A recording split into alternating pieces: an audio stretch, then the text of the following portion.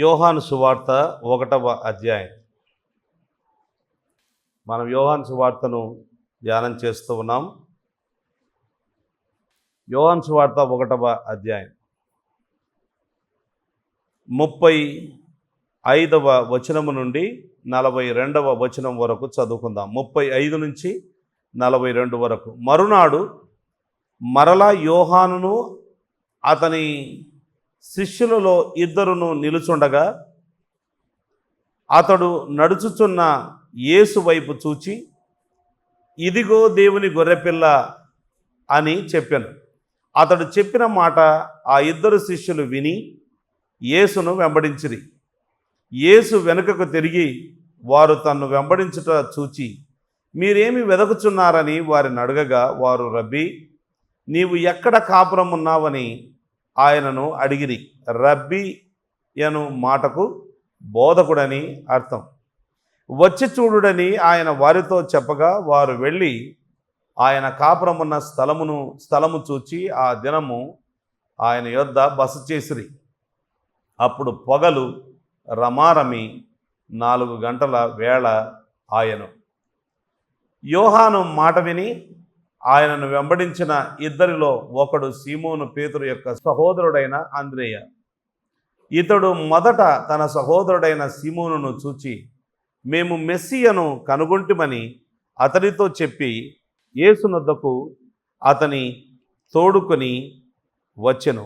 Messiah అను మాటకు అభిషక్తుడని అర్థము. యేసు అతని వైపు చూచి, నీవు యోహాను కుమారుడైన సీమోనువు, నీవు కేఫా అనబడదువని చెప్పెను. కేఫా అను మాటకు రాయి అని అర్థము.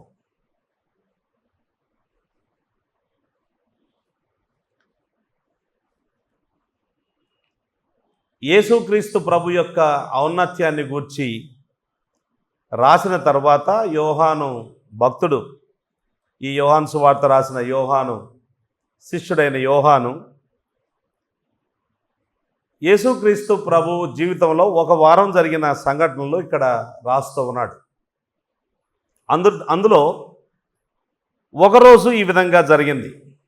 దాన్ని ఏమంటారంటే డెలిగేషన్ అంటారు.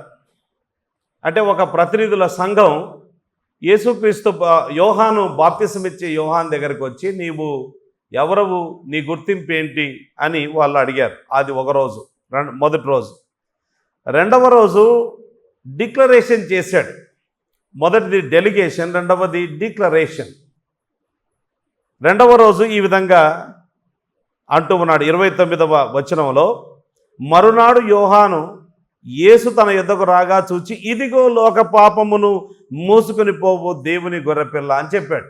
అది రెండవ రోజు జరిగింది. దాని గురించి మనము ధ్యానం చేసాం. ఇప్పుడు మూడవ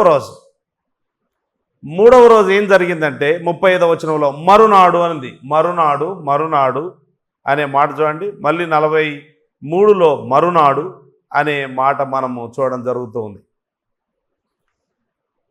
సో ఈ మూడవ రోజు ఏం జరిగిందంటే ఒక డెసిషన్ జరిగింది, ఒక తీర్మానం జరిగింది.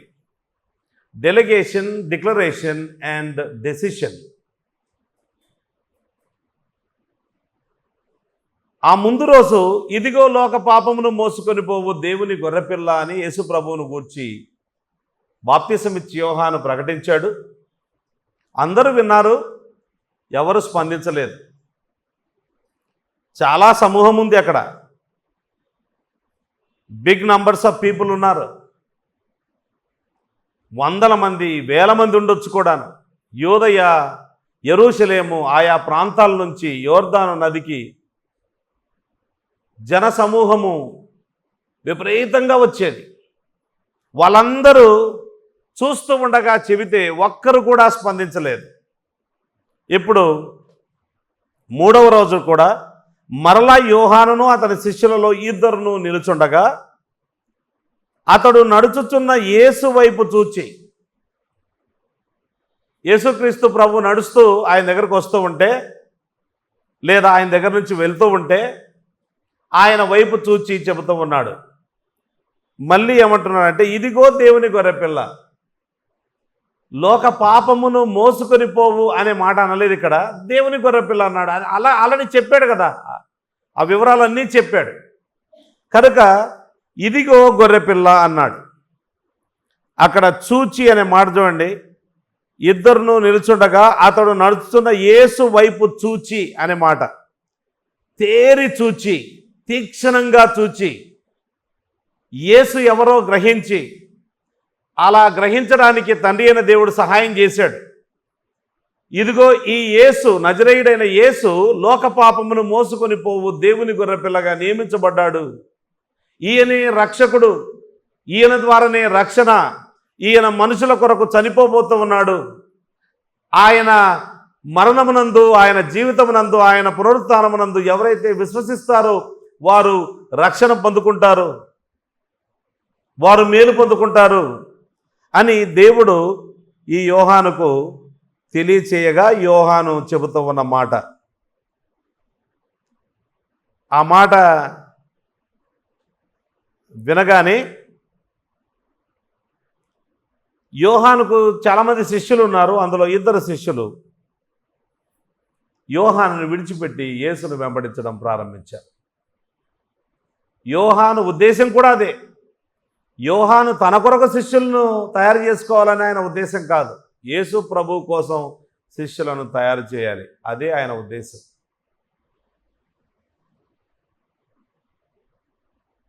మనము మన కోసం శిష్యులను తయారు చేసుకోవద్దు, మనల్ని వెంబడించే వారిని తయారు చేసుకోవద్దు. యేసు ప్రభువును వెంబడించే వారిగా, యేసు ప్రభు శిష్యులుగా ఉండడానికి మనము యేసు వైపు వారి మనస్సును మళ్లించేటట్టుగా శిష్యులను తయారు చేయాలి. ఇదిగో దేవుని గొర్రెపిల్ల అని చెప్పడం జరిగింది. అంటే ఈయనే రక్షకుడు.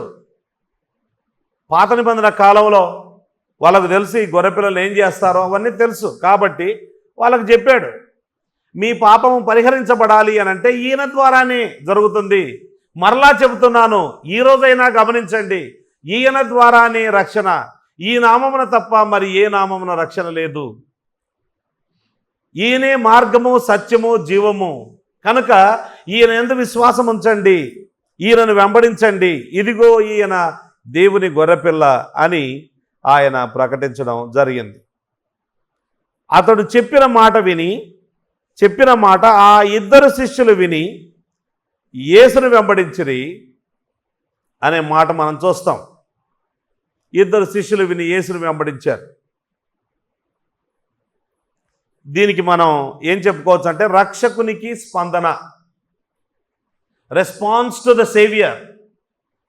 హియర్ ఈజ్ ద సేవియర్ అనగానే వెంటనే 2 people రెస్పాండెడ్. అక్కడ హండ్రెడ్స్ ఆఫ్ పీపుల్ ఉన్నారు, వాళ్ళంతా రెస్పాండ్ కాలేదు, బట్ 2 people రెస్పాండెడ్. మరి ఈరోజు ముందు రోజు రెస్పాండ్ కాలేదు హండ్రెడ్స్ ఆఫ్ పీపుల్.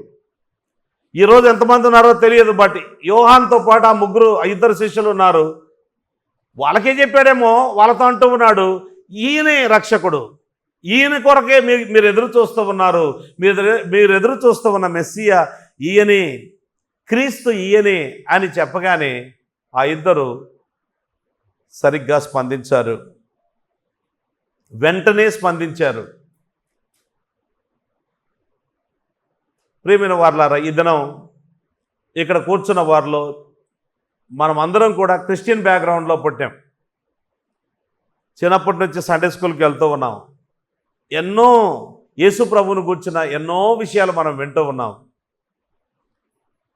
ప్రత్యేకంగా యేసు ప్రభు యొక్క మరణ పునరుత్థానములను గూర్చి ప్రకటించబడినప్పుడు, ఆయన మరణం, ఆయన ఎందుకోసం మరణించాడు అన్న ఆ సత్యాలు విన్నప్పుడు హృదయము ద్రవిస్తుంది, గుండె మార్పు చెందుతూ ఉంది.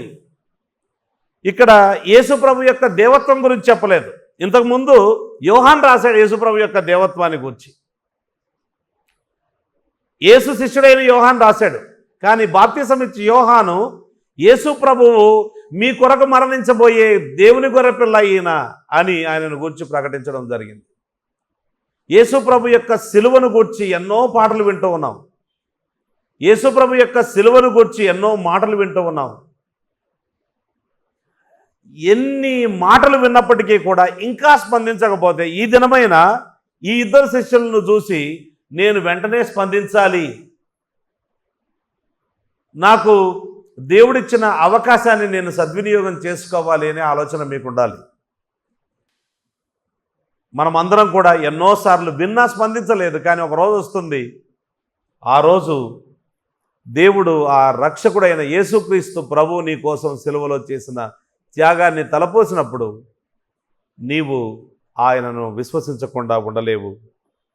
అలాగే వీరు కూడా యేసుక్రీస్తు ప్రభువును విశ్వసిస్తూ ఉన్నారు, ఆయనను వెంబడిస్తూ ఉన్నారు. ఆ ఇద్దరు పేర్లు మనకు ఒకరి పేరు వ్రాయబడింది, ఇంకొకరి పేరు వ్రాయబడలేదు. చూడండి, అక్కడ 40వ వచనంలో యోహాను మాట విని ఆయనను వెంబడించిన ఇద్దరిలో ఒకడు సీమోను పేతురు యొక్క సహోదరుడైన అంద్రేయ. అంటే అంద్రేయ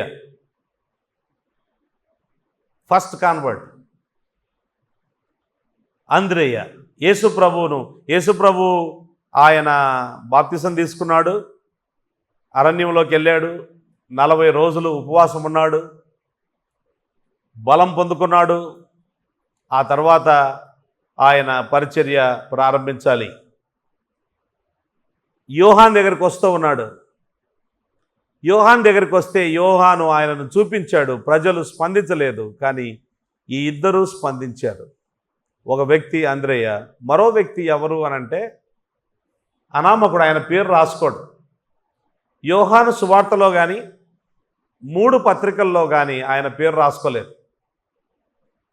ఆయనే యోహాను. ఇక్కడ ఐ విట్నెస్ ఈవెంట్ జరుగుతూ ఉన్నట్టుగా, అంటే కల్లారా చూచిన వ్యక్తి ఆ విధంగా రాస్తూ ఉన్నట్టుగా మనం చూస్తాం.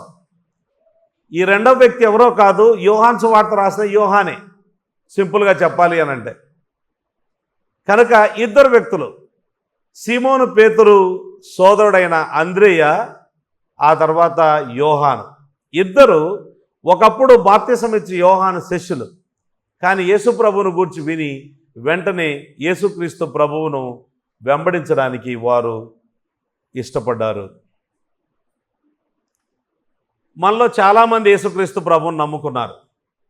వండర్ఫుల్. నమ్ముకున్న తర్వాత మనం చేయాల్సిన పని ఏంటో ఇప్పుడు చూద్దాం. వాళ్ళు యేసును వెంబడించారు. ఎలా వెంబడించారో కూడా మనం ఒకసారి చదువుదాం. 37 అతడు చెప్పిన ఆ ఇద్దరు శిష్యులు విని యేసును వెంబడించిరి. యేసు వెనుకకు తిరిగి, అంటే యేసు అలా వెళ్ళిపోతూ ఉన్నాడు, యేసును వెంబడిస్తున్నారు వీళ్ళు. యేసు వెనక్కి తిరిగి వారు తన్ను వెంబడించడం చూచి, మీరేమి వెతకుచున్నారు? What do you seek? Whom do you seek అని చెప్పట్లేదు, ఎవరిని వెతకుచున్నారు అని చెప్పట్లేదు. What do you seek? మీరు ఏమి వెతకుచూ ఉన్నారు?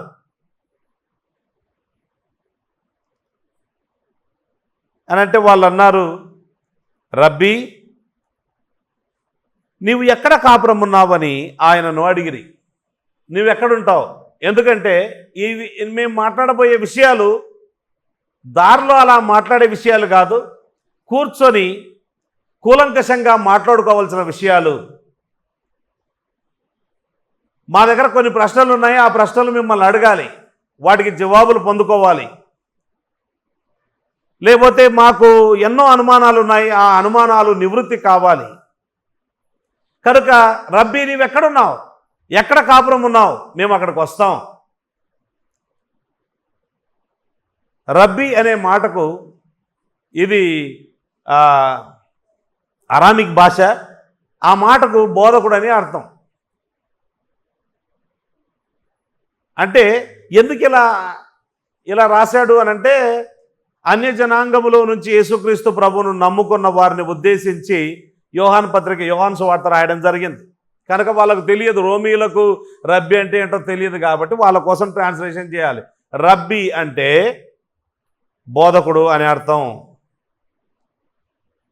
కేఫా అంటే అనే మాటకు రాయి అని అర్థం. అక్కడ 42వ వచనంలో చెప్పడం జరిగింది. అంటే వివరిస్తూ ఉన్నాడు. చదవబోయే వారికి వివరణ కావాలి కదా. రబ్బీ అనే మాట ఇప్పుడు మనకు కూడా తెలియదు, రబ్బీ అంటే ఏంటో. అక్కడ రాశారు కాబట్టి మనకు తెలిసింది. అది వేరే భాష. వేరే భాషలో అలా చెప్పినప్పుడు మనకు విషయం తెలియదు. సో వాళ్ళు అన్నారు, రబ్బీ, నీవు ఎక్కడ కాపురం ఉన్నావు అని అంటే ఆయన వచ్చి చూడుము కమ్ అండ్ సీ అన్నాడు. కొన్ని ట్రాన్స్లేషన్స్లో come and you will see అన్నాడు. Come and you will see అని వారితో చెప్పాడు. నిన్ను గురించి మేము తెలుసుకోవాలనుకుంటూ ఉన్నాము. నీ దగ్గరకు వచ్చి మా అనుమానాలు నివృత్తి చేసుకోవాలనుకుంటూ ఉన్నాం, లేకపోతే మీతో కొంత సమయం గడపాలనుకుంటున్నాం, అసలు మీ గురించి పూర్తిగా మాకు కావలసినంత వివరాలు తెలుసుకోవాలనుకుంటూ ఉన్నాం అని అంటే యేసుక్రీస్తు ప్రభువు వారిని ఆహ్వానించాడు. వెంటనే ఆహ్వానించాడు. కమ్ అని అన్నాడు. రండి రండి. ఎవరైనా యేసుక్రీస్తు ప్రభు దగ్గరికి రావచ్చు. యేసుక్రీస్తు ప్రభు అన్నాడు, ప్రయాసపడి భారము మోసుకొనిచున్న సమస్త జనులారా నా యొద్దకు రండి, నేను మీకు విశ్రాంతిని కలగజేతును అన్నాడు. రండి. యేసుక్రీస్తు ప్రభువు ఆయన తన యొద్దకు వచ్చు వారిని చేర్చుకునేవాడు. మంచి మనసుతో, సరైన మనసుతో, సరైన ఉద్దేశంతో వచ్చే వారిని ఎవరిని కూడా ఆయన వెనుకకు పంపేవాడు కాదు. కానీ సువార్తల్లో చాలామందిని వెనుకకు పంపినట్టుగా ఉంది. ఎందుకు అనంటే ఆయన మనిషిని ఆంతర్యమును ఎరిగినవాడు. వాళ్ళు సరైన హృదయంతో రాలేదు. దురుద్దేశాలతో యేసు ప్రభువును వెంబడిస్తే ఆయనకు ఎలాంటి ఉద్దేశంతో మనం వెంబడిస్తున్నాం, ఎలాంటి ఉద్దేశంతో యేసు ప్రభువును నమ్ముకుంటున్నాం అన్న విషయం ఆయనకు తెలుసు. బాసిల్లిన సిలువల పాపక్షమ, యేసు ప్రభువుని దివ్యక్షమ అనే ఆ పాటలో నమ్మిన వారిని కాదనవనియు నెమ్మది నొసగే నా ప్రభుడవని నమ్మితి నీ పాదంబులను. నిజంగా నా యొద్దకు వచ్చు అని నేనెంత మాత్రం త్రోసివేయనన్నాడు యేసుప్రభు. సరిగ్గా రావాలి, మంచి మనసుతో రావాలి. అలాగూ వీళ్ళు వస్తున్నట్టుగా యేసుక్రీస్తు ప్రభు గుర్తెరిగి చెబుతూ ఉన్నాడు, come and you will see అని చెప్పడం జరిగింది. వారు ఆయన వెళ్ళారు, వెంటనే వెళ్ళారు. మళ్ళీ తర్వాత వస్తాం, సాయంత్రం వస్తాం, రేపు వస్తామని చెప్పలేదు చూడండి. అందుకే వాళ్ళ స్పందన, రక్షకుని పట్ల వారి స్పందన తక్షణమే ఉంది. వాళ్ళు వెంటనే ఆయన పిలవగానే వాళ్ళు వస్తూ ఉన్నారు. ఆయన కాపురం ఉన్న స్థలమును చూచి ఆ దినము ఆయన యొద్ద బస చేసిరి. అప్పుడు పగలు రమారమి 4 గంటల వేళ ఆయను అనుంది. తెలుగులో తర్జుమా చేయలేదు, తెలుగులో వివరణ ఇచ్చారు. It was the 10th hour అనుంది, గ్రీకులో 10th అవర్ అనుంది. యూదుల లెక్క ప్రకారం అయితే ఉదయం 10 గంటలు అవుతుంది, రోమీల లెక్క ప్రకారం అయితే 4 గంటలు అవుతుంది. మొత్తానికి ఏ ప్రకారమైనా ఇక్కడ పాయింట్ మాత్రం ఒకటి, అదేంటంటే రాసిన యోహాను ఆ సమయం మర్చిపోలేకపోయాడు. అది it was a momentous time in his life. తాను రక్షణ పొందిన దినం, యేసుక్రీస్తు ప్రభువును తన స్వంత రక్షకుడిగా, దేవుడిగా, ప్రభువుగా స్వీకరించిన దినం, ఆ వేళ, ఆ సమయము మరపురాని దినం, మరపురాని సమయం అది. కనుక హీ కుడ్ నెవర్ ఫర్గెట్. అపోస్తలుడైన పౌలు కూడా తాను ఏ విధంగా రక్షణ పొందాడో, ప్రభు ఎలా కనపడ్డాడో, ఆ దమస్కు మార్గంలో ప్రభువు ఆయనకిచ్చిన దర్శనం, దాన్ని తన జీవితంలో ఎన్నటెన్నటికీ మర్చిపోలేకపోయాడు. అందుకే he was very particular about that time. కానీ ఈ స్టోరీకి దానికి ఏం పెద్దగా సంబంధం ఏమి లేదు. But he could not forget that time. That was a very important time for his life. నా జీవితంలో మరుపురాని సంఘటన ఏదైనా ఉందా అంటే ఆ వేళ యేసుక్రీస్తు ప్రభువును నేను మొట్టమొదటిగా నా రక్షకుడిగా, ప్రభువుగా స్వీకరించిన ఆ వేళ ఐ కెన్ నెవర్ ఫర్గెట్. 1990లో మా నాన్న నన్ను ఒక చిన్న గార్డెన్లో కూర్చోబెట్టి సువార్త చెప్పాడు. ఊరికనే చెప్పాడు, నాకు సువార్త చెప్పాలన్న ఉద్దేశం కాదు, కానీ ఆయన సువార్త చెప్తూ ఉంటే ఆ దినం యేసుక్రీస్తు ప్రభువును నా సొంత రక్షకుడిగా, ప్రభువుగా నేను స్వీకరించే కృప ఆయన నాకు ప్రసాదించడం జరిగింది. I still remember that place, I still remember that day. I can never forget that day, what happened to me that day. ఇద్దరు రక్షకునికి వెంటనే స్పందించారు. ఆయనను గురించి వారు ఎక్కువగా తెలుసుకోవాలనుకున్నారు. ఆయన రమ్మన్నాడు, వాళ్ళు వెంటనే వెళ్ళారు, ఆయనతో బస చేశారు. ఎంత టైం వాళ్ళు గడిపారు, ఆ రాత్రి అంతా గడిపారా, we don't know. But whatever, ఎంత సమయం గడిపినా కానీ యేసు ప్రభు వ్యక్తులతో మాట్లాడినప్పుడు చాలా సందర్భాల్లో రక్షణను గురించి మాట్లాడాడు. ఇదే యోహాను సువార్త 3వ అధ్యాయంలో ఒక ఆయన రాత్రి వేళ వచ్చాడు. ఆయన పేరు నికోదేము. ఆయనకు రక్షణ సత్యాలు చెప్పాడు. 4వ అధ్యాయంలో సమరయ స్త్రీ అనే ఒక స్త్రీ వచ్చింది. ఆమెకు రక్షణ సత్యాలు చెప్పడం జరిగింది. అన్నిటికంటే మించిన సత్యాలు రక్షణ సత్యాలు. ఒకడు సర్వలోకాన్ని సంపాదించుకొని తన ప్రాణం పోగొట్టుకుంటే వానికి ఏమీ ప్రయోజనం లేదు. కనుక సువార్త చాలా ప్రాముఖ్యమైన వార్త, చాలా ప్రాముఖ్యమైన సందేశం. The greatest message in the world is the gospel message. అది ఎంత క్లారిటీ మనకు తెలిస్తే అంత లోతుగా మనం ప్రభువుని వెంబడించే అవకాశం ఉంది. ఊరికే పైపైన తెలుసుకుంటే పైపైన వెంబడించే అవకాశం ఉంది. యేసుక్రీస్తు ప్రభు ఆ రోజు వాళ్ళు ఇద్దరు ఆయనతో కూర్చున్నప్పుడు దేవుడు ఎంత పరిశుద్ధుడు అన్న విషయం నేర్పించి ఉండవచ్చు. మీరెంత పాపులు అన్న విషయం ఆయన నేర్పించి ఉండవచ్చు. నేను ఎందుకోసం ఈ లోకానికి వచ్చాను, నేను నా పుట్టుకలో పాపము లేదు, నేను ఇంతవరకు జీవించాను కదా, నా జీవితంలో ఎన్నడూ పాపము చేయలేదు, నేను దేవుని ధర్మశాస్త్రాన్ని మీ పక్షాన, నన్ను విశ్వసించబోయే వారి పక్షాన దేవుని ధర్మశాస్త్రాన్ని అంతటినీ కూడా నెరవేరుస్తూ వచ్చాను. ఇదిగో నేను మీ కొరకు ఒకానొక రోజున చనిపోబోతూ ఉన్నాను. 3వ అధ్యాయంలోనే చెప్పాడు ఆ విషయం. ఒకానొక రోజున నేను చనిపోబోతూ ఉన్నాను. నేను వచ్చిందే చనిపోవడానికి. మనుష్య కుమారుడు పరిచారము చేయించుకున్నటకు రాలేదు, కానీ పరిచారము చేయుటకును అనేకుల కొరకు క్రయధనముగా తన ప్రాణం పెట్టడానికి వచ్చాడు. మనుష్య కుమారుడు నశించిన దానిని వెదకి రక్షించడానికి వచ్చాడు. మీలాగా జీవితాన్ని పాడు చేసుకొని చినిగిపోయిన విస్తరాకులాగా మార్చుకొని దేనికి పనికిరాని అద్దంలాగా, పగిలిపోయిన అద్దంలాగా మార్చుకున్న మీ జీవితాలను మార్చడానికి నేను వచ్చాను. తండ్రి చేత పంపించబడ్డాను. నేనే ఈ సమస్యకు పరిష్కారం. మీరు పాపం పోగొట్టుకొని పరలోకం చేరాలి అనంటే నా ద్వారానే జరుగుతూ ఉంది. యేసుప్రభు ఇవన్నీ చెప్పాడేమో. అయితే మీరు నన్ను వెంబడించాలి అంటే కూర్చొని దానికి తగులుబడి ఎంత అవుతుందో ఆలోచన చేయాలి. యేసుప్రభుని వెంబడించడం అంత తేలికైనది కాదు. నీ తండ్రిని, నీ తల్లిని, నీ అన్నదమ్ములను, నీ అక్క చెల్లెలను, చివరికి నీ ప్రాణాన్ని కూడా కోల్పోయే ప్రమాదం ఉంది నన్ను వెంబడిస్తే. నన్ను వెంబడించినందువల్ల మనుషులు మిమ్మల్ని చంపేసే అవకాశం కూడా ఉంది. Are you ready for that? Do you believe in me? Do you really trust in మీ?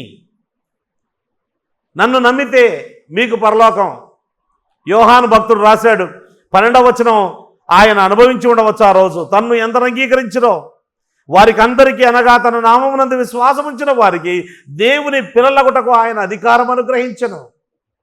ఆ రోజు యోహాను, అంద్రెయ ఈ ఇద్దరు శిష్యులు యేసు ప్రభువును గూర్చి విని రక్షణ పొందారు. మనము రక్షణ పొందాం. తర్వాత చేయవలసిన విషయం చూద్దాం. చూడండి, 41వ వచనం చదువుకుందాం. ఇతడు మొదట తన సహోదరుడైన సీమోనును చూచి, ఇతడు అంటే అంద్రెయ, యేసుప్రభువును నమ్ముకున్నాడో లేదో ఏమీ ఆలోచన చేయలేదు, ఏమీ ఆలస్యం చేయలేదు. ఆయన యేసుక్రీస్తు ప్రభు ఆయన హృదయంలోనికి వచ్చాడు. ఆయన రక్షణను ఆయన అనుభవించడం జరిగింది. అసలు పాప క్షమాపణ సంపూర్ణంగా దేవుని చేత పొందుకోవడం అంటే, నీతిమంతునిగా తీర్చబడడం అంటే ఏంటో ఆయన అనుభవించడం జరిగింది. ఆ లోపల ఆయనలో కలిగిన ఆ రక్షణ మార్పు ఆయనను మౌనంగా ఉండనివ్వలేదు. వెంటనే అటు ఇటు చూస్తే ఎవరు కనపడతారు? ఇంటి వాళ్ళు కనపడతారు. తన సోదరుడు కనపడ్డాడు. వాళ్ళిద్దరూ ఎప్పుడు కలిసి పనిచేస్తున్నట్టుగా ఉంది. వీళ్ళు కవలలా అన్నట్టుగా ఉంటారు, ఎప్పుడూ కలిసి పనిచేస్తున్నట్టుగా. తర్వాత యోహాను, యాకోబు వాళ్ళు కూడా కలిసి ఉన్నట్టుగా మనం చూస్తాం. వాళ్ళు చేపలు పట్టినా కలిసి చేపలు పడుతూ ఉన్నట్టుగా మనం చూస్తాం. వాళ్ళకు పెళ్ళి అయినా కానీ కలిసి నివాసం చేస్తూ ఉన్నట్టుగా మనం చూస్తాం. ఆ విధంగా వాళ్ళు కలిసి నివాసం చేస్తున్నారు. ఆ దినాల్లో ఉమ్మడి కుటుంబాలు ఇవన్నీ కూడా. ఆ దినాల్లో ఇలా కుటుంబం విచ్ఛిన్నమైపోయి ఒక్కొక్కరు ఒక చోటుకి వెళ్ళిపోవడం అనేది చాలా అరుదు. వేరే ఊర్లో కాపురం ఉంటే తప్ప. But otherwise they use to live together. తన సోదరుడైన సీమోనును చూచాడు. చూచి వెంటనే ఆయనతో అంటూ ఉన్నాడు, మేము మెస్సియాను కనుగొంటిమి. We have found the Messiah. ఏ విమోచకుని కొరకై మనం ఎదురు చూసామో, ఏ రక్షకుని కోసమైతే మనం ఎదురు చూసామో, ఏ రక్షకుని కొరకైతే ఇంతకాలం కనిపెట్టుకున్నామో, ఏ రక్షకుని గురించి ప్రకటించారో మన పితరులు, ప్రవక్తలు, ఆ రక్షణను, ఆ విమోచకుని, ఆ మెస్సియాను మేము కనుగొన్నాం, అనుభవించాం. We have found him. నేను, యోహాను ఆ రక్షకుణ్ణి కనుగొన్నాం. ఆయన దగ్గరికి వెళ్ళాం, ఆయనతో మాట్లాడాం, ఆయన మాతో మాట్లాడాడు, మా అనుమానాలన్నీ నివృత్తి చేశాడు, మాకు ఆయన తన రక్షణ అనుగ్రహించాడు, ఆ రక్షణను మేము అనుభవించాం అని వెంటనే ఆయనకు చెప్పడం జరిగింది. చెప్పి యేసునొద్దకు అతని తోడుకొని వచ్చెను.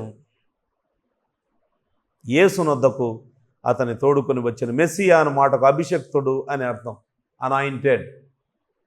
3 ఆఫీసెస్ ఆఫ్ క్రైస్ట్ అందులో ఉన్నాయి. యేసుక్రీస్తు ప్రభు ప్రధాన యాజకుడుగా, ప్రవక్తగా, యేసుక్రీస్తు ప్రభు రాజుగా ఆయన చేయాల్సిన పనులు అందులో ఉన్నాయి. ఆయనే నిజమైన అభిషక్తుడు, దేవుడు ఏర్పరిచిన అభిషక్తుడు, క్రీస్తు, మెస్సియా, రకరకాల పదాలు, క్రైస్ట్. ఆయనను మేము కనుగొన్నాం. ఆయన దగ్గరికి రాని ఆయన దగ్గరికి తీసుకుని వచ్చారు. ఇక్కడ మనం ఏం చూస్తున్నామంటే, రక్షణ పొందిన తర్వాత మనము మన ఇరుగు పొరుగు వారికి యేసుక్రీస్తు ప్రభువును పరిచయం చేయాలి. సింపుల్ థింగ్ ఇది. మౌనంగా ఉండకూడదు. నీవు యేసుక్రీస్తు ప్రభువును నమ్ముకుంటే మీ ఇంట్లో నమ్ముకొని వాళ్ళ విషయమై నీకు భారం ఉండాలి. వాళ్ళ కోసం నీవు ప్రార్థన చేయాలి, వాళ్ళకు నీవు సువార్త ప్రకటించాలి. ఇలా చెయ్యాలి అనంటే కొన్ని అవసరం. ఉదాహరణకు, మేము మెస్సియాను కనుగొన్నాం, మేము రక్షణ పొందామని సేమ్ నిన్న ఎలా లేజీగా ఉన్నాడో ఈరోజు లేజీగా ఉన్నాడు అనుకోండి, ఏం మార్పు లేదు ఆ వ్యక్తిలో. నిన్న ఎలా అబద్ధాలు చెప్తున్నాడో ఈరోజు కూడా అబద్ధాలు చెప్తున్నాడు అనుకోండి. ఇంటోళ్ళకు బాగా తెలిసే విషయాలు కాబట్టి ఆ వ్యక్తి సాక్ష్యానికి విలువ ఉండదు.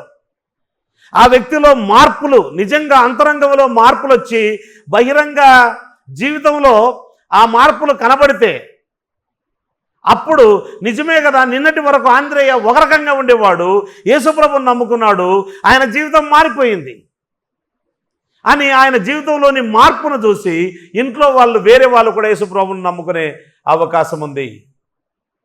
బయటి వాళ్ళకు సువార్త ప్రకటించడం తేలిక, ఇంట్లో వాళ్ళకు సువార్త ప్రకటించడం కష్టం. ఎందుకంటే ఇంట్లో ప్రకటించాలంటే నీ జీవితంలో ఖచ్చితమైన మార్పులు కనబడాలి. వేషధారణ అంతా వాళ్ళకు కనబడుతూ ఉంది. బయటి వాళ్ళు నిన్ను ఎప్పుడో ఒకసారి చూస్తారు.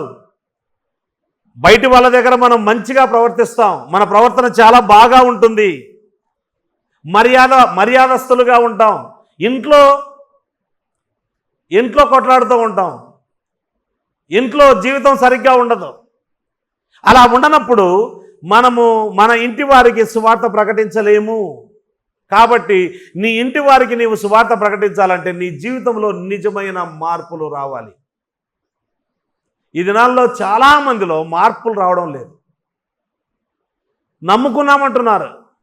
బాప్తిసం ఇచ్చేటప్పుడు మేము ఎన్నో మాటలు చెప్పి అన్నీ చెప్పిన తర్వాత కూడా ఆ తర్వాత ఏం మార్పు ఉండదు. ఇంతకు ముందు ఉన్నట్టుగానే ఇప్పుడు కూడా అలాగే ఉంటున్నారు. కాకపోతే ఏంటంటే చర్చికి వస్తున్నారు అంతే.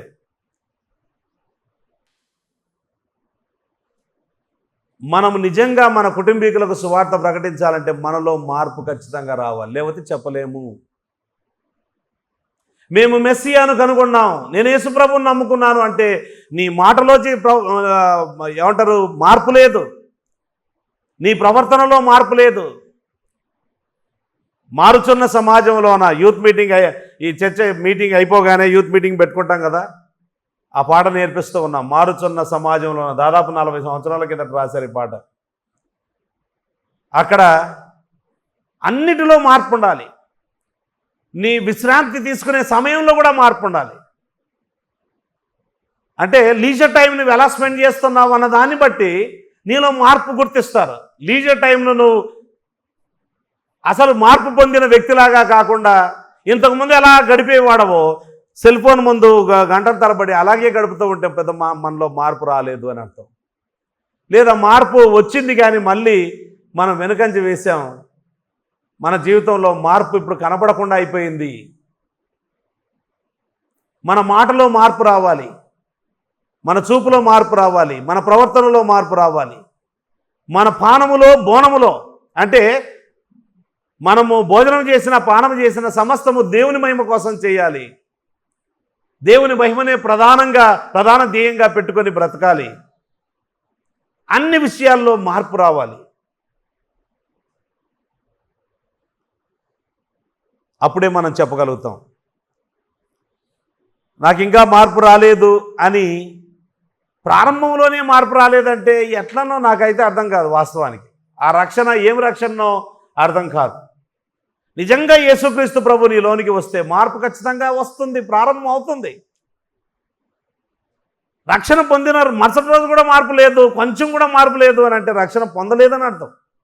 ఎవడైనా క్రీస్తునందున ఎడల వాడు నూతన సృష్టి అని వాక్యంలో రాయబడింది. దేవుడు రాతి గుండె తీసివేసి మాంసపు గుండె అనుగ్రహించాడని రాయబడింది. కనుక మార్పు ఖచ్చితంగా రావాలి. మనం ఇతరులకు సువార్త ప్రకటించాలి. అది కూడా వ్యక్తిగత సువార్త. ఇక్కడ మొదట ఇంటి దగ్గర ప్రారంభించారు. యేసుక్రీస్తు ప్రభు కూడా చెప్పాడు తన శిష్యులతో, ఈ విధంగా చెప్పాడు, మీరు పరిశుద్ధాత్మ కోసం కనిపెట్టుకోండి, ఇంకా ఆయన రాలేదు కాబట్టి కనిపెట్టుకోండి అని చెప్పాడు. 8వ వచనం చూడండి, అపోస్తల కార్యములు 1:8. ఆయనను పరిశుద్ధాత్మ మీ మీదికి వచ్చినప్పుడు మీరు శక్తి నొందెదరు కనుక మీరు యెరూషలేములోను యూదయ ఆ తర్వాత సమరయ దేశముల ఎందంతటను బూదిగంతముల వరకును నాకు సాక్షులై ఉందరు. కొంతమంది ఎక్కడో అడవుల్లో ఉండే వాళ్ళకు సువార్త ప్రకటించడానికి వెళ్తూ ఉన్నారు. నీవు యేసుప్రభుని నమ్ముకున్న తర్వాత నీ చుట్టూ ఉండే వారికి నువ్వు సువార్త ప్రకటించే అలవాటే లేకపోతే అడవుల్లో ఉండే వారికో, కొండల్లో ఉండే వారికో, విదేశాల్లో ఉండే వారికో, సముద్రం అవతల ఉండే వారికో ఏం చెప్తావు? ఇక్కడే ఎన్నడూ చెప్పలేదు, అక్కడ పోయి ఏం చెప్తావు? కనుక మొదట ఇంటి దగ్గర ప్రారంభించాలి. నీ ఇంట్లో రక్షణ లేని వారి గురించి నీవు దేవుని దగ్గర ప్రాధేయపడాలి. అపోస్తలుడైన పౌలుకున్నటువంటి భారముతో నీవు నీ జీవితంలో అలాంటి భారం కలిగి ఉండాలి. చూడండి అపోస్తలుడైన పౌలుకి ఎలాంటి భారం ఉందో చూద్దాం. రోమాపత్రిక 10వ అధ్యాయం 1వ వచనం, సహోదరులారా, ఇశ్రాయేలీలు రక్షణ పొందవలనని నా హృదయాభిలాషయు వారి విషయమై నేను దేవునికి చేయు ప్రార్థనయునై ఉన్నవి. ఇశ్రాయేలీలు రక్షణ పొందాలని నా హృదయాభిలాష. నేను ఊరికి ఆశ కలిగి ఉండడం మాత్రమే కాదు, ప్రార్థన చేస్తున్నా. నేను దేవునికి ప్రార్థన చేస్తున్నా. మీ ఇంట్లో రక్షణ పొందని వారిని గూర్చి వారు రక్షణ పొందాలని మీకు ఎప్పుడైనా కోరిక కలిగిందా? రెండవది, వారు రక్షణ పొందాలని మీరు ఎంత ప్రార్థన చేశారు? 9వ అధ్యాయం చూడండి, ఈ విధంగా అంటాడు. 1వ వచనం, నాకు బహు దుఃఖమును, దుఃఖం మాత్రమే కాదు బహు దుఃఖమును నా హృదయములో మానని వేదనయు కల్లో. మానని ఒక జబ్బు ఉందనుకోండి, ఎంత బాధ ఉంటుంది. మానని ఒక పుండు ఉందనుకోండి, ఎంత బాధ ఉంటుంది. మానని వేదన లోపల అంతరంగంలో ఇంకా బాధకరమైంది. ఇది మానడం లేదు, ఈ వేదన మానని వేదన కలవు. క్రీస్తునందు నిజమే చెప్పుచున్నాను, అబద్ధం అవటం లేదు. పరిశుద్ధాత్మ యందు నా మనసాక్షి నాతో కూడా సాక్ష్యం ఇచ్చుచున్నది. సాధ్యమైన ఎడల దేహ సంబంధులైన నా సహోదరుల కొరకు నేను క్రీస్తు నుండి వేరై శాపగ్రస్తుడనై ఉండకూడదును. అర్థమయ్యేటట్టుగా చెప్పాలంటే దేవుడు ఒక ఆప్షన్ పెట్టాడు అనుకుందాం. అపోస్తలుడైన పౌలు ఎదుట ఒక విషయం పెట్టాడు. పౌలా, నీ ప్రజల ఇశ్రాయేలీల రక్షణ నీకు కావాలి అని అంటే నువ్వు నరకానికి వెళ్తావా వాళ్ళ పక్షాన అని అంటే, అవును ప్రభు, నేను నరకానికి వెళ్తాను వాళ్ళ పక్షాన అని కూడా అంటూ ఉన్నాడు. అంత పెద్ద మాట. నార్మల్గా మనం ఏమంటాం, అందరూ బాగుండాలి, అందులో నేనుండాలి. ఇది మన నానుడి. అందరూ బాగుండాలి, అందులో నేను ఉండాలి, న్యాచురల్. ఎవరైనా మీరు నరకానికి వెళ్ళాలని ఎవరికైనా కోరిక ఉంటుందా? నిత్యం ఉంటుంది. అది కొన్ని రోజులు ఉండేది కాదు. ఆరని అగ్ని తీరని బాధ, దేవుని యొక్క ఉగ్రత సంపూర్ణంగా కుమ్మరించబడే ప్రదేశం అది. దేవుని సముఖం నుండి వేరైపోయి నిరంతరము మంచి మేలు అనేది ఎరగకుండా ఉండే జీవితం అది. ఈ లోకంలో మనకు మేలు లేకపోయినా పర్వాలేదు, జీవితకాలం అంతా కష్టమున్నా పర్వాలేదు, అనారోగ్యంతో అలాగే చనిపోయినా పర్వాలేదు, ఆకలి బాధలతో చనిపోయినా పర్వాలేదు, అది కొద్ది కాలం మాత్రమే ఉంటుంది. కానీ నిత్యము నిరంతరం ఉంటుంది. నిత్యాగ్ని గుండమని వ్రాయబడింది. లాస్ట్ వీక్ పాస్టర్ ఐజక్ గారు వాక్యం చెప్పినప్పుడు చెప్పారు, నిత్యాగ్ని గుండం అది ఎల్లప్పుడూ అక్కడ వేదన బాధ నిరంతరం ఉంటుంది. ఆరని అగ్ని తీరని బాధ. అయినా అపోస్తలుడైన పౌలు అంటాడు, ఎస్ అలాంటి ఆప్షన్ ఉంటే నేను నిత్యం నరకాగ్నిలో, నా ప్రజలు రక్షణ పొందుతారంటే నేను నరకాగ్నిలో ఉండడానికి ఇష్టపడుతున్నానంటే ఎంత పెద్ద మాట ఇది. ఎంత భారం ఉంటే ఆయన ఈ మాట అని ఉండాలి. ఈ భారంలో కనీసము కొంచెములో కొంచెం ఇసుకరేనంత భారమైన మనకైనా ఉందా? భారం మనకైనా ఉందా? మన ప్రజలు రక్షణ పొందాలని ఉందా? మీ ఊర్లో ఉండేవారు రక్షణ పొందాలని ఉందా? మీ ఊర్లో ఎంతోమంది రక్షణ పొందలేదు, వాళ్ళ గురించి ఏమీ పట్టింపు లేదు, ఎన్నడూ ప్రార్థన చేసిన దినం లేదు. నా ఊర్లో మా స్వగ్రామంలో ఇదిగో ప్రభువా చాలామంది నామకార్థులుగా బ్రతుకుతున్నారు, వాళ్ళ కోసం ప్రార్థన చేస్తానని ఆ మనసు లేదు. నేను యేసుప్రభుని నమ్ముకున్న తర్వాత మా ఊర్లో ఉండే ఆ క్రిస్టియన్ కమ్యూనిటీ ప్రతి ఒక్కరు, ఒక్క కుటుంబం మినహాయించకుండా ప్రతి కుటుంబం కోసం ప్రార్థన చేశారు. మా ఊర్లో 100 సంవత్సరాలు అయింది చర్చి ప్రారంభించి. అప్పుడు మా ఊర్లో ఉండే సంఘ నాయకులు నిర్ణయించారు, పెద్ద పెద్ద వాళ్ళను వాక్యం పరిచర్య కోసం పిలుచుకునే దానికంటే మన ఊర్లో నుండి దేవుని సేవకులుగా వెళ్ళిన వాళ్ళను, చిన్నోళ్ళైనా పర్లేదు, వాళ్ళనే పిలిపించుకొని వాక్యం చెప్పించుకుందామని నిర్ణయించారు. అప్పుడు మేమందరం వెళ్ళాము, ఐజక్ పాస్టర్ నేను కూడా వెళ్ళాను. లాస్ట్ రోజు నేను వాక్యం చెప్పాను, మీలో ప్రతి ఒక్కరి కోసం ప్రార్థన చేశాను. ప్రతి ఒక్క కుటుంబంలో ఉండే ప్రతి ఒక్క వ్యక్తి. ఎందుకంటే ఊర్లో అందరూ తెలుస్తుంది.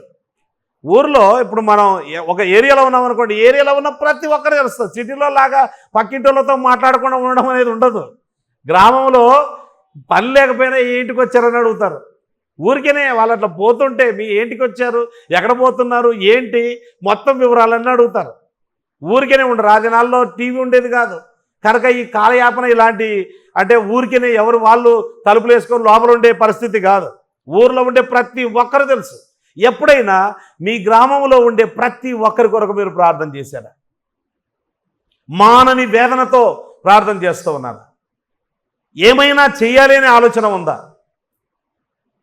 వాళ్ళ దగ్గరికి వెళ్ళి నేను ఏదైనా సువార్త ప్రకటించాలనే ఆలోచన ఉందా? చాలామంది అనుకుంటారు గుంపులుగా వెళ్ళి సువార్త ప్రకటిస్తేనే గొప్ప సువార్త అని అనుకుంటారు. కానీ చరిత్ర ఏం చెప్తుందంటే ఇట్ ఈజ్ నాట్ గుంపులుగా వెళ్ళి చేయడం కాదు, ఇండివిజువల్ సువార్త, వ్యక్తిగత సువార్త ద్వారానే నేటి వరకు క్రైస్తవ సంఘం అభివృద్ధి చెందిందట. అవకాశం వచ్చినప్పుడు గుంపులుగా చేస్తాం. ఇప్పుడు మనము బీబీఎస్ పెట్టాం, ప్రతిరోజు సువార్త చెప్పమని సండే స్కూల్ టీచర్స్కి చెప్పాం. ప్రతిరోజు ఎవ్రీడే. మళ్ళీ వస్తారో రారో తెలియదు. రెండవ రోజు మొదటి రోజు వచ్చిన వాళ్ళు ఎందుకు చెప్పామంటే మళ్ళీ వస్తారో రారో తెలియదు, సువార్త చెప్పమని చెప్పాం. సో వాళ్ళు సువార్త చెప్తూ వచ్చారు. అలాంటి సందర్భాలు కొన్ని ఉంటాయి. కానీ ఎవ్రీడే మనకు ఎన్నో వ్యక్తిగత అవకాశాలు, సువార్త ప్రకటించడానికి వ్యక్తిగత అవకాశాలు ఎన్నో వస్తాయి. యేల్ హిస్టోరియన్ ఎస్ లాటరేట్ అనే వ్యక్తి, ఆయన history of the expansion of Christianity అని ఇన్ని పుస్తకాలు రాశాడు. ఎన్ని పుస్తకాలు. గ్రేట్ స్కాలర్ చర్చ్ హిస్టరీ మీద. ఆయన అంటాడు, the chief agents in the expansion of Christianity appear not to have been those who made it a profession but men and women who carried on their livelihood in some purely secular manner and spoke of their faith to those they met in their natural fashion అని అన్నాడు. ఇది చరిత్ర సత్యం. అదేంటంటే మీరు మీ పనులు చేసుకుంటూ, మీ వ్యాపారాలు చేసుకుంటూ, మీ చదువులు చదువుకుంటూ, మీరు చదువుకునే ప్రదేశంలో, మీ స్కూల్లో, మీ కాలేజీల్లో, లేకపోతే మీరు పనిచేసే ప్రదేశాల్లో అక్కడ ప్యూర్ సెక్యులర్ వర్క్స్ చేసుకుంటూ యేసు ప్రభువు కోసం సాక్షులుగా ఉండాలి, సువార్త ప్రకటించాలి. సాక్షులుగా ఉండాలి అని అంటే, సాక్షి అంటేనే నోరు తెరిచి మాట్లాడేవాడు. కొంతమంది ఏమంటారంటే నా జీవితమే ఒక సాక్ష్యం అని అంటారు. కాదు, ఎప్పుడు కూడా సువార్త మనుషులు చూసి రక్షణ పొందుతారని లేదు, విని, యేసు ప్రభువుని గూర్చి మాట విని. అయితే మనం చెప్పేటప్పుడు మన జీవితం దాన్ని సపోర్ట్ చేసే రీతిగా ఉండాలి. కనుక మాట ద్వారానే, సువార్త మాట ద్వారానే రక్షణ పొందుతారు. వ్యక్తిగతంగా సంఘములో ఉండే ప్రతి ఒక్కరూ వ్యక్తిగత సువార్త సేవ చేస్తే, ప్రతి సంఘం ఆ విధంగా, ప్రతి సంఘములో ఉండే ప్రతి విశ్వాసి సువార్త సేవ చేస్తే ఏ సంఘము కూడా ఇట్లా ఖాళీగా ఉండదు, నిండుగా ఉంటుంది. ఫ్రీక్వెంట్గా ప్లేసులు మార్చాల్సి వస్తుంది, స్థలం సరిపోక మార్చాల్సి వస్తుంది. కానీ ప్రపంచవ్యాప్తంగానట సర్వే జరిగింది ఏంటంటే, 100 మంది యేసు ప్రభువును నమ్ముకుంటే 100 మందిలో దాదాపు 95 నుంచి 98% ఎన్నడూ తమ జీవితంలో ఎవరికి సువార్త చెప్పరట. ఎన్నడూ ఎప్పుడు ఎవరికి సువార్త చెప్పరట తమ జీవితంలో. అంటే కేవలము ఒక 2% నుంచి 5%, లెట్స్ సే కొంచెం జనరస్గా ఉంటే 5% అనుకుందాం. 100 మంది యేసుప్రభుని నమ్ముకుంటే ఒక 5 మంది మాత్రమే తమ జీవితంలో ఎప్పుడైనా ఇతరులకు సువార్త ప్రకటిస్తారు. మిగతా వాళ్ళు ఎన్నడూ నోరు తెరవరు. అసలు వాళ్ళు యేసుప్రభుని నమ్ముకున్నారని కూడా బయటికి తెలియచేయరు. భయాందోళనలో బ్రతికినట్టుగా ఉంటారు. అలా ఉండకూడదు, అది సరైనది కాదు అన్న విషయాన్ని ఈ దినం మనం తెలుసుకోవాలి. ఈయన దగ్గర నుంచి మనం నేర్చుకునే పాఠం ఏంటో తెలుసా అండి? వెంటనే మొదట తన సహోదరుడైన సిమోనును కనుగొని, మేము మెస్సియాను కనుగొంటే మీరు రా యేసుప్రభు దగ్గరికి రాని యేసుప్రభు దగ్గరికి తీసుకొని వచ్చారు. Personal evangelism. Carl F H Henry అనే ఒక గొప్ప థియోలోజియన్ ఉండేవాడు. ఆయన the purpose of God in the new face of evangelism అనే పుస్తకంలో ఈ విధంగా రాశాడు. A one-to-one approach initiated by every believer still holds the best promise of evangelizing the earth in our century అన్నాడు. ఒకరు ఇంకోరి దగ్గరికి వెళ్ళి సువార్త ప్రకటించడం, one-to-one approach. This is the best approach in our century or in any other century. The history proves it. The best approach. కనుక మీలో మనలో ప్రతి ఒక్కరం మనము ఇతరులకు యేసు ప్రభువును గూర్చి సువార్త ప్రకటించాలి, పర్సనల్ ఇవాంజలిజం చేయాలి. ఇంకొక ఆయన అంటాడు, if individuals in the group are not verbalising the gospel, the net result will still be weak evangelism. అంటే కేవలం కొంతమంది మాత్రమే చేసి ఆ గ్రూప్లో ఉండే ఇండివిజువల్స్ సువార్త ప్రకటించకపోతే, ప్రతి ఒక్కరూ వ్యక్తిగతంగా తీసుకుని ఇతరులకు సువార్త ప్రకటించకపోతే, యేసు ప్రభు దగ్గరికి ఇతరులను తీసుకుని రాకపోతే, కొంతమంది బాగా బలీయంగా సువార్త ప్రకటిస్తున్నప్పటికీ కూడా it will still be weak evangelism. అప్పటికీ అది బలహీనమైన సువార్తనే, బలమైన సువార్త కాదు. బలమైన సువార్త ఎప్పుడు జరుగుతుందంటే, విశ్వాసుల్లో ప్రతి ఒక్కరు నేను యేసుప్రభుని నమ్ముకున్నా. ఇప్పుడు మీరు నమ్ముకోవడానికి ఎవరో మీకు చెబితేనే కదా మీరు నమ్ముకున్నది. మీరు వెళ్ళి ఇతరులకు చెబితేనే కదా వాళ్ళు నమ్ముకునేది. కనుక వ్యక్తిగత సువార్త పరిచర్య చేయడం అనేది చాలా ప్రాముఖ్యం అన్న విషయాన్ని మనం ఇక్కడ నేర్చుకుంటూ ఉన్నాం. మూడో విషయం చెప్పుకొని మనం ముగించుకుందాం. మూడో విషయం, రక్షకునికి స్పందన. మొదటి విషయం, వెంటనే నమ్ముకున్నారు. ఇదిగో ఈయనే రక్షకుడు అనగానే ఆయనను వెంటనే వెంబడించారు, వెంటనే నమ్ముకున్నారు. తర్వాత రెండవది, రక్షణను గూర్చిన సాక్ష్యం. వారు రక్షించబడ్డారు, యేసు ప్రభువును కనుగొన్నారు. ఆ యేసు ప్రభువుని, ఆ రక్షకుని గూర్చిన సాక్ష్యము వెంటనే వెళ్ళి తమకు తెలిసిన వారికి, ఇరుగు పొరుగు వారికి, తమ ఇంటి వారికి తెలియచేశారు. అది రెండవది. మూడవది, రక్షకుని సామర్థ్యం. 42వ వచనం, యేసునద్దకు అతన్ని తోడుకొని వచ్చను. మెస్సియా అన్న మాటకు అభిషక్తుడని అర్థము. యేసు అతని వైపు చూచి, ఇక్కడ సీమోను వైపు చూచి, నీవు యోహాను కుమారుడైన సీమోనువు, నీవు కేఫా అనబడదు అని చెప్పాను. కేఫా అన్న మాటకు రాయి అని అర్థం. అంటే ఇక్కడ పేతురున్నాడు. పేతురు యొక్క జీవితం, పేతురు చపల చిత్తుడు అని చెప్పుకోవచ్చు, తొందరపాటు గలవాడు అని చెప్పుకోవచ్చు. తనకు ఆన్సర్ తెలిసినా తెలియకపోయినా ఫస్టే ఆన్సర్ చెప్పిన కొంతమంది ఉంటారు. ఫస్ట్ బెంచ్ వాళ్ళు కొంతమంది తప్పున్నా రైట్ ఉన్న టక్కని చెప్పేస్తుంటారు. ఆ టైపులో ఈయన కూడా ఒక తొందరపాటు మనిషి. అది తప్పు రైట్ ఆలోచన చేయడు. కొన్నిసార్లు రైట్ అవుతాడు, కొన్నిసార్లు తప్పు అవుతాడు. ఆ టైప్లో ఉంటారు అన్నట్టు. అన్నీ తెలుసు అనుకునే టైపు ఉంటారు కదా కొంతమంది, వెంటనే జవాబిచ్చే టైపు. అప్పుడే బాగుంటాడు అట్లాంటి వాడు. యేసుక్రీస్తు ప్రభు అలాంటి వ్యక్తిని ఏమన్నాడంటే, నేను నిన్ను బలమైన వ్యక్తిగా చేయబోతున్నాను, నిన్ను స్థిరమైన వ్యక్తిగా చేయబోతున్నాను. అస్థిరుడమైన నీవు నా కోసం స్థిరమైన వ్యక్తిగా మార్చబడబోతూ ఉన్నావు. యేసుక్రీస్తు ప్రభు దగ్గరకు వస్తే ఆయన ఎలాంటి వారినైనా బాగు చేస్తాడు, ఎలాంటి వారినైనా మార్చగలుగుతాడు. పేతురు ఆయన దగ్గరికి వస్తే, పేతురు నీవు రెల్లు లాంటి వాడవు, కానీ నేను నిన్ను రాయి లాంటి వాడిగా మార్చబోతూ ఉన్నాను. యేసు ప్రభు ఆయనను కేవలం రెల్లుగా మాత్రమే చూడలేదు, అంటే అటు ఇటు ఊగిసలాడే, గాలికి ఊగిసలాడే ఒక రెల్లులాగా చూడలేదు, ఒక రాయిగా చూశాడు. ఆయనలో ఏమి చేయబోతున్నాడో, ఎలాగ ఆయనను మార్చబోతున్నాడో ఆ విషయాన్ని ఆయన చూశాడు అన్న విషయాన్ని మనం గమనిస్తున్నాం. ఇది రక్షకుని సామర్థ్యం. ఎవరు ఆయన దగ్గరికి వచ్చినా ఎటువంటి వారినైనా మార్చగలిగిన సామర్థ్యం ఆయనకొకనికే ఉంది. అపోస్తలుడైన పౌలు యేసుప్రభుని నమ్ముకోవాలనే కోరిక ఏమైనా ఉండింది ఆయనకు? నో. కానీ ఆయన జీవితాన్ని క్షణాల్లో మార్చేశాడు యేసుక్రీస్తు. లూదియా హృదయాన్ని ఆయనే తెరిచాడు.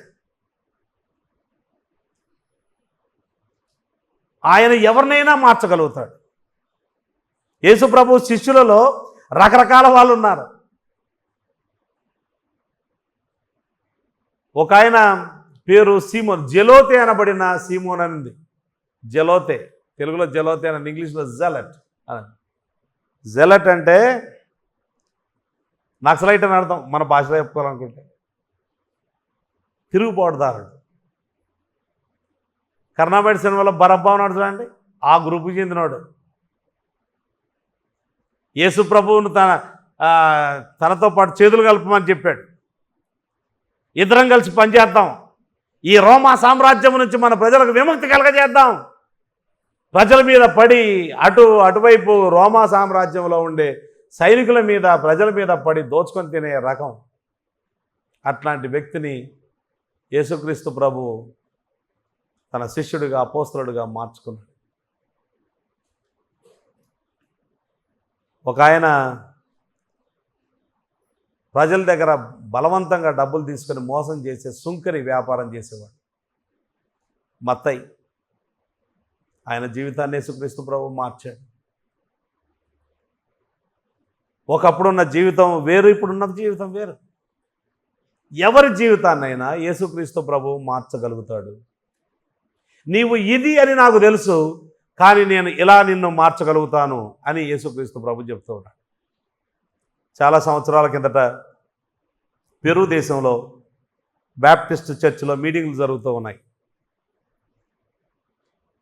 వాళ్ళు శ్రీలంకలో ఉండే అజిత్ ఫెర్నాండో గారిని, నల్లగా ఉంటాడు ఆయన, శ్రీలంకన్ గుర్తుపట్టగలుగుతారు కదండి, శ్రీలంకన్ వాళ్ళ ఫేస్ కట్స్ వేరే ఉంటారు, చాలా నల్లగా ఉంటారు. సో ఆయనను పిలిచారు. పెరు దేశంలో అంతర్గత పోరాటం జరుగుతూ ఉంది. విదేశస్తులు కనపడితే, వేరే వాళ్ళు కనపడితే వాళ్ళను కొట్టి చంపుతూ ఉన్న పరిస్థితులు. ఆయనను మీటింగ్కి పిలిచారు, మీటింగ్కి వెళ్ళాడు. ఇప్పుడు ఆయనను కాపాడాలి వీళ్ళు. సో ఆయనకు బాడీ గార్డ్ని పెట్టారంట, ఒక వ్యక్తిని, చాలా ఏమంటారు మంచి బాడీ గార్డ్ని పెట్టారు. మీటింగ్కి వెళ్ళేటప్పుడు, వచ్చేటప్పుడు ఆయనతో పాటే వెళ్ళాలి, ఆయనతో పాటే రావాలి, ఆయనతో పాటే ఉంటాడు ఈ బాడీ గార్డ్. ఆ ప్రీచర్తో పాటే ఉంటాడు. వెళ్ళేటప్పుడు వచ్చేటప్పుడు సువార్త చెప్పాడు. లాస్ట్ రోజు ఇంకా, బాబు నేను చెప్పేదంతా చెప్పాను, ఇంకా మిగిలింది ఏమీ లేదు, మిగిలింది నీ స్పందన మాత్రమే.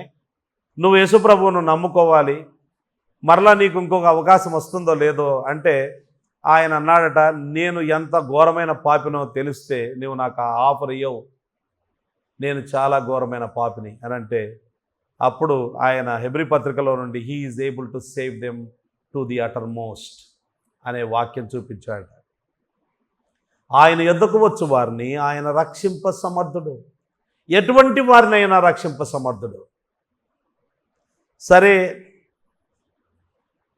ఇంకా వచనాలు చూపించాడు. పాపులను రక్షించుటకు క్రీస్తు యేసు లోకమునకు వచ్చెను, అందులో నేను ప్రధాన పాపినే యేసు ప్రభు క్షమించాడు, రక్షించాడు, నువ్వెంత అనంటే మొత్తానికి కన్విన్స్ అయ్యాడు. నిజమే, ఆయన చాలా మంచోడు ఉన్నట్టున్నాడు. ఎంత మంచోడైతే ఇంత ఘోరమైన పాపిని క్షమించాలి, ఆయనకు మంచితనం ఉంది, బాగుంది, కానీ నమ్మిన తర్వాత నేను బాగా నిలబడగలుగుతానో లేదో, ఆయన కోసం నేను బ్రతకగలుగుతానో లేదో, నాలో మార్పు వస్తుందో లేదో అని అలాంటి అనుమానం వ్యక్తం చేశాడు. నిజమే, ఆయన మంచోడు, నేను అంగీకరిస్తున్నా, ఎంత ఘోరమైన పాపినైనా రక్షిస్తాడు, కానీ నేను ఆయన కోసం నిలబడగలుగుతాననే నమ్మకం నాకు లేదు అని అంటే ఫిలిప్పీ పత్రిక 4వ అధ్యాయము 13వ వచనం చూపించాట. నన్ను బలపరచు క్రీస్తునందు నేను సమస్తమును చేయగలను. నీవు అక్కడవే బ్రతకవు, నీలోకి యేసుప్రభు వస్తాడు, ఆయన నిన్ను బలపరుస్తాడు. ఆ బలపరిచే క్రీస్తునందు నీవు సమస్తము చేయగలవు అంటే ఆ 3వ రోజు యేసుక్రీస్తు ప్రభువుని నమ్ముకున్నాడు ఆయన. ప్రియమైన వారలారా,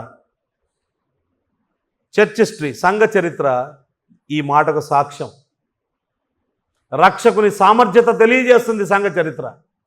ఎంత ఘోరమైన నరమాంస భక్షకులను మార్చిన సువార్త, అంత సామర్థ్యము యేసు ప్రభులో ఉన్నది.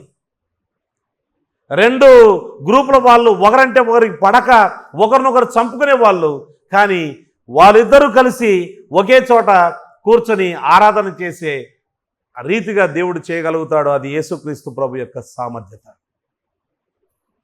కులాలు వేరైపోయి, మన దేశంలో కులాలు వేరైపోయి, నేను ఆ కులం, నేను ఈ కులం అని అనుకునే వాళ్ళను అవన్నీ, ఆ కులగోడలన్నీ పడగొట్టేసి సహోదరులుగా సహోదరులుగా మార్చి ఒకే సంఘంలో చేర్చి వాటన్నిటిని దూరం చేసి, ఇదిగో మీరందరూ ఒకటే సమానమని మనసు కరిగించి మనసులో అలాంటి భావాన్ని పెంపొందింపచేసే సామర్థ్యత యేసు ప్రభులోనే ఉంది. ఏ గవర్నమెంట్ చేయలేదు, ఇది ఏ గవర్నమెంట్ చేయలేదు. యేసు ప్రభు మాత్రమే చేయగలుగుతాడు, ఎటువంటి వారినైనా మార్చగలుగుతాడు. కనుక యేసుక్రీస్తు ప్రభు యొక్క సామర్థ్యాన్ని గమనించాలి. పేతురు ఆయన దగ్గరికి వచ్చినప్పుడు యేసు ప్రభు సామర్థ్యాన్ని మనము చూస్తాం. కనుక మార్పు పొందడానికి, మారు మనసు పొందడానికి యేసు ప్రభు దగ్గరికి రావడానికి ఆలస్యం అవసరం లేదు. ఎలాంటి వారినైనా ఆయన మార్చగలుగుతాడు. నీ జీవితంలో పెను మార్పులు కలగజేస్తాడు, స్థిరత్వం తీసుకొని రాగలుగుతాడు.